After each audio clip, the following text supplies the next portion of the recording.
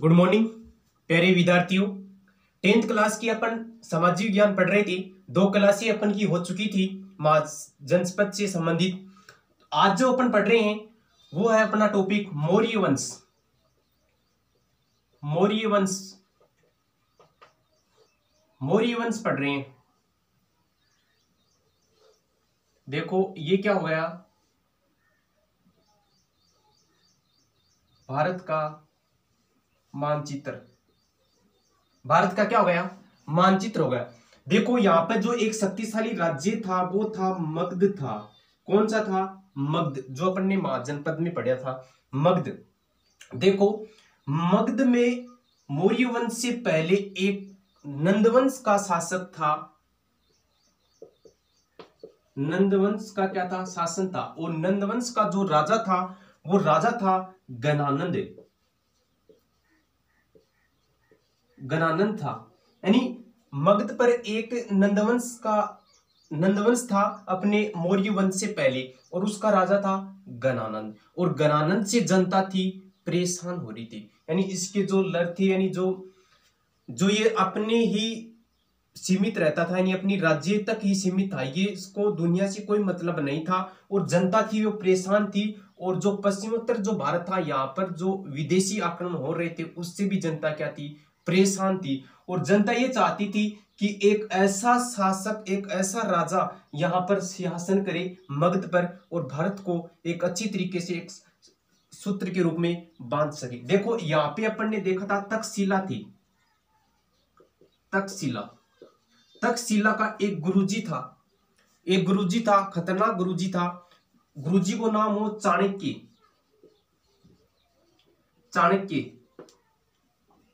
चाणक्य, विष्णुगुप्त या कौटिल्य। चाणक्य गुरुजी था तक्षशिला। यहाँ कभी एक टेंशन सताई थी, कौन सी? गणानंद की। ये भी ये चाहा कि संपूर्ण जो भारत है वो एक सूत्र में बंध जाए।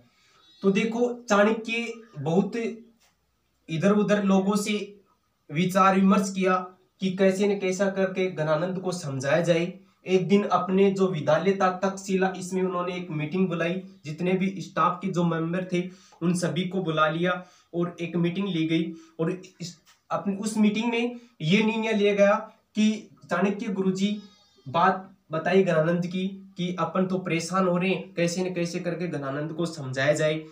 तो फिर देखो ये जो स्टाफ वाले साथी थे वो सारे इस विचार से कुछ अधिक प्रभावित नहीं कर सके। किसको? चाणक्य को। फिर उन्होंने अकेले ने ही सोचा कि क्यों ना अपन जाकर गणानंद को समझाएं।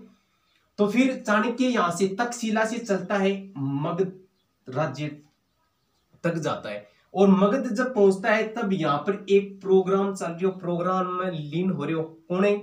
गणानंद। और इस गेट में, यानी जो मगध के पास जो पहुंचा यहाँ पे, कौन? चाणक्य। तो गेटमैन था वो रोक लियो। किसको? चाणक्य को रोक लिया कि आप कौन हो, कहां से आए हो? तो चाणक्य ने कहा कि मैं तक्षशिला का गुरुजी हूं और गणानंद से मिलना चाहता हूं। तो तभी गेटमैन ने कहा कि आप कुछ समय के लिए यहाँ पे रुको, एक बार राजा हैं वो प्रोग्राम में व्यस्त हैं, बिजी। कुछ समय तक, बहुत टाइम हो गया बैठे बैठे इंतजार करते हुए चाणक्य को। फिर उन्होंने जबरदस्ती अंदर चला गया। कौन? चाणक्य चला गया। और प्रोग्राम था वो बाधित हो गया। किसके जाने से? चाणक्य के जाने से अंदर। तो उससे नाराज हो गया कौन? गणानंद, कि आपने मेरे प्रोग्राम में आकर बाधा डाल दी। फिर चाणक्य को लात मारकर वहां से निकाल दिया। किसने? गणानंद ने। फिर जो चाणक्य की जो चोटी थी गुरुजी की, वो चोटी खुल गई। यहां पर उन्होंने एक निश्चित दृढ़ संकल्प लिया कि मैं ये चोटी तभी तक बांधूंगा जब तेरा वंश का विनाश न कर दूं, जब तक मैं चोटी नहीं बांधूंगा। ये सौगंध ले ली थी किसने? चाणक्य ने, कि मैं तेरा जो नंदवंश है ये शासन समाप्त करके रहूंगा। फिर देखो यहां से वापिस आ गया कौन? चाणक्य आ गया। यहां पर आते वक्त 4-5 जो छोटे छोटे बच्चे थे वो खेल रहे थे। 4-5 बच्चे थे, वो आपस में क्या कर रहे थे? खेल रहे थे। उसमें से एक बच्चा इतना अच्छा बच्चा था और वो उन सभी बच्चों का नेतृत्व कर रहा था। यानी एक जो नेता जैसे लीडर का काम करता है, वैसे ही इन बच्चों सभी का जो क्या कर रहा था, एक लीडर का काम कर रहा था, नेतृत्व कर रहा था। उस बच्चे का नाम था चंद्रगुप्त। चंद्रगुप्त था। तो यहाँ का जो एक व्यक्ति था, जो जिसके 4-5 बच्चे नजर में खेल रहे थे, उस व्यक्ति से सिफारिश की किसने? चाणक्य ने, कि ये बच्चा मेरे को चाहिए, ये बच्चा मेरे को चाहिए। फिर चाणक्य इस चंद्रगुप्त को लेकर कहाँ चला गया? तक्षशिला। तक्षशिला में यहाँ पर खूब जितने भी भाषाएं थी, वो सारी भाषा, लिखाई पढ़ाई सारी किसको सिखा दी? चंद्रगुप्त मौर्य को सिखा दी। एक ऐसा सम्राट बना दिया, किसको? चंद्रगुप्त को। हर जो रीति रिवाज थे, भाषाएं थी, हर प्रकार की शिक्षा उसको सिखा दी, सारे दाव पेच सिखा दिए। किसको? चंद्रगुप्त को। फिर चंद्रगुप्त को एक राजा के रूप में यहां पर 322 ईस्वी में एक युद्ध होता है गणानंद और चंद्रगुप्त मौर्य के बीच में, और इस युद्ध में चंद्रगुप्त मौर्य जीत जाता है और 322 ईस्वी में मगध पर सिंहासन पर बैठ जाता है। कौन? चंद्रगुप्त मौर्य। तो चंद्रगुप्त मौर्य का जो काल आता है, वो आता है 322 से 298 ईसा पूर्व तक समय आता है। किसका? चंद्रगुप्त मौर्य का। फिर देखो राजा बन गया कहां पे? मगध पर। कौन? चंद्रगुप्त मौर्य। गुरुजी था तक्षशिला का चाणक्य, उनकी सहायता से। फिर देखो क्या होता है, फिर इधर देखो सीरिया आता है, यहां पर था सिकंदर। सिकंदर कौन था? सिकंदर था। और सिकंदर का एक व्यक्ति था, उसका नाम था सेल्यूकस। सेल्यूकस था। कौन था? सेल्यूकस। सेल्यूकस के साथ एक युद्ध होता है 305 ईस्वी में। किसके साथ? चंद्रगुप्त मौर्य और सेल्यूकस निकेटर के मध्य। सेल्यूकस और चंद्रगुप्त मौर्य के मध्य एक युद्ध होता है। उस युद्ध में 305 ईस्वी में चंद्रगुप्त मौर्य क्या हो गया? विजय प्राप्त कर ली, विजय हो गया। फिर कुछ समय बाद दोनों के आपसी में क्या हो जाती है? संधि हो जाती है। किन किन के मध्य? सेल्यूकस और अपने चंद्रगुप्त मौर्य के मध्य में। फिर देखो 500 हाथी होते हैं, 500 हाथी चंद्रगुप्त मौर्य से लेकर जाता है। कौन? सेल्यूकस से निकेटर लेके जाता है। और उन हाथियों के बदले पूर्वी अफगानिस्तान है, बलूचिस्तान है, पंजाब है, सिंध है, ये जो क्षेत्र है ये किसको दे देता है? हेरावत है जो क्षेत्र किसको दे देता है बदले में? चंद्रगुप्त मौर्य को दे देता है। सेल्यूकस की एक पुत्री थी हेलेना, यानी चंद्रगुप्त की सेल्यूकस की जो एक पुत्री थी हेलेना, उसका विवाह भी किसके साथ कर देता है? चंद्रगुप्त मौर्य के साथ ही कर देता है। कौन?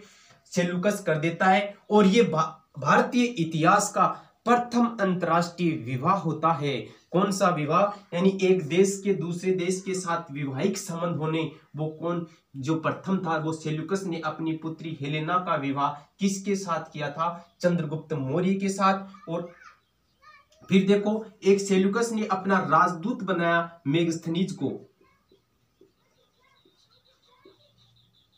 मेगस्थनीज को राजदूत बनाकर किसके पास भेज दिया? चंद्रगुप्त मौर्य के पास भेज दिया। ये 304 ईस्वी से 298 ईस्वी तक पाटलिपुत्र में रहा था। पाटलिपुत्र यानी मौर्य वंश की जो राजधानी, यानी बाद में मगध पर शासन होने के बाद में जो मगध की राजधानी जो चेंज की थी, वो की थी पाटलिपुत्र कर ली थी, पाटलिपुत्र। इसलिए ये भी कह सकते हैं कि मौर्य वंश की जो राजधानी थी चंद्रगुप्त मौर्य किसमें? वो थी पाटलिपुत्र थी। ठीक है प्यारे विद्यार्थियों, फिर देखो क्या होता है। फिर वृद्धावस्था में कौन? अपना चंद्रगुप्त मौर्य भद्रभाहु। वृद्धावस्था में भद्रभाहु से जैन धर्म क्या कर लेता है? ग्रहण कर लेता है। कौन कर लेता है? चंद्रगुप्त मौर्य वृद्धावस्था में भद्रभाहु से जैन धर्म की शिक्षा ले लेता है। यानी यहाँ पर एक क्वेश्चन ये बनता है कि प्रारंभ में जो चंद्रगुप्त मौर्य का गुरुजी था वह तो था चाणक्य, और वृद्धावस्था में जो गुरुजी बनाए थे वो थे भद्रभाहु गुरुजी थे। देखो फिर देखो अपने श्रवणबेलगोला जो मैसूर में है, मैसूर में इन्होंने एक तप का मार्ग अपनाकर, तप का मार्ग यानी उपवास रखकर अपने प्राण है वो त्याग देता है। कब?